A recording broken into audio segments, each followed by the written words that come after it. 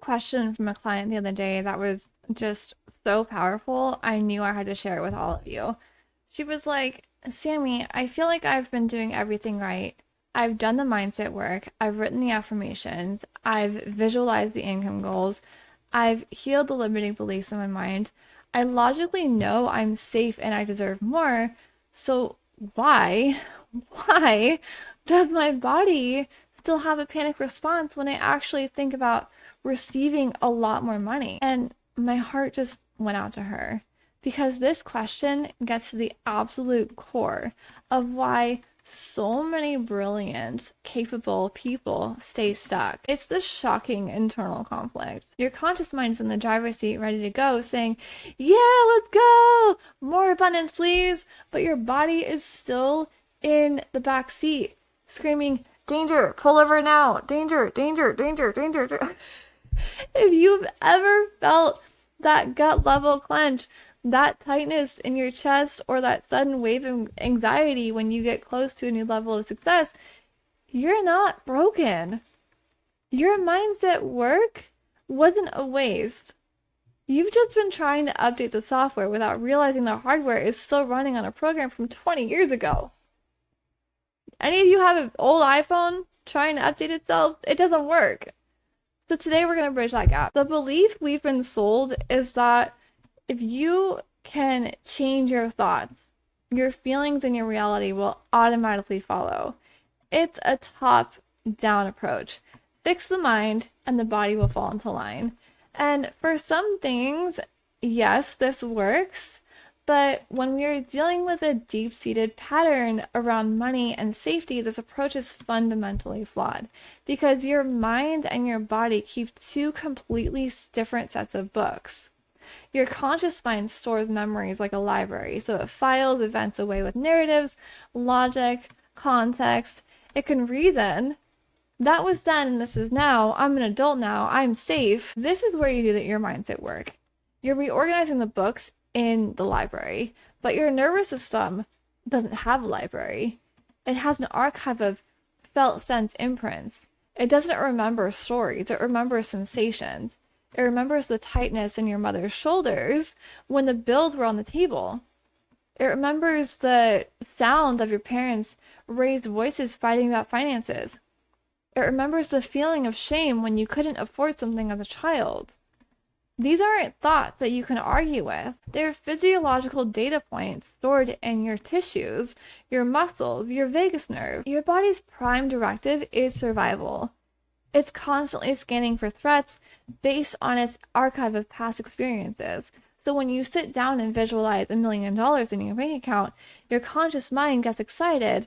It thinks of freedom, security, and opportunity. But your body starts flipping through its own archive. The concept of a lot more money isn't like an abstract number to your nervous system. It's a trigger. It pulls up the old files, not as thoughts, but as physical warnings. It remembers that more responsibility came with your father's promotion, and then he was never home. There was always a price for that. So your body's conclusion is more money equals abandonment. It remembers the jealousy and isolation that you felt when you were the first of your friends to achieve a certain level of success. Body conclusion, more money equals unsafe in the community.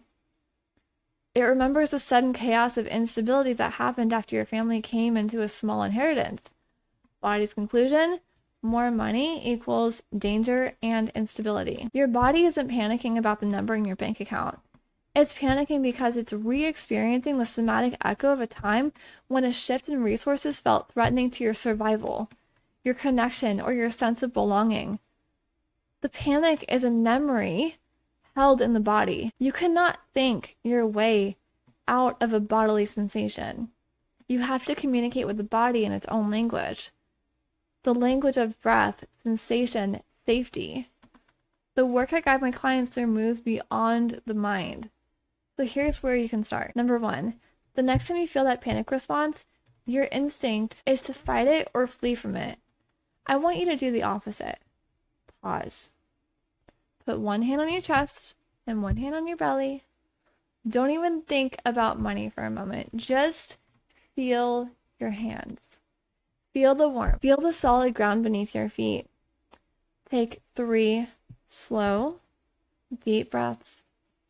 You are sending a direct, nonverbal signal to your nervous system, saying, even though this feeling is present, I am physically safe right now. Number 2, instead of saying, oh, why is this anxiety here again? I just cannot win with it.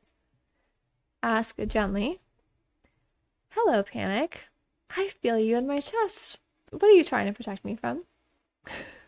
And it sounds so cheesy, I know, but you don't need a logical answer. Just the act of asking with compassion rather than judgment begins to soothe the protective response. You are relating to the sensation as a worried friend, not as an enemy. And number 3, you need to give your body a new set of data. The next time you receive a payment, no matter how small, I want you to pause for 30 seconds. Close your eyes, scan your body, and find where the feeling of, I just got paid, lives. Anyone know that NSYNC song? Just got paid. Yeah. Is it a warmth, a lightness, a tingle? Breathe into that specific physical sensation. Let your body marinate in the feeling of receiving, being calm, pleasant, and safe. You are intentionally creating a new file in the archive labeled receiving equals safe and good. To my client, and to any of you feeling the same disconnect, please hear me on this. Your body is not betraying you. It is trying to protect you based on old information. Your mindset work was just the essential first step. It cleared the path to set the destination. But the next chapter of your expansion isn't written in a journal. It's written in your tissues, and it's about learning to speak your body's language, to listen to its wisdom, and to gently, patiently teach it that the safety you know in your mind is now a reality in your world. When your mind and body are finally in agreement, receiving becomes as natural as breathing. Thank you all for being here, and I will see you in the next one.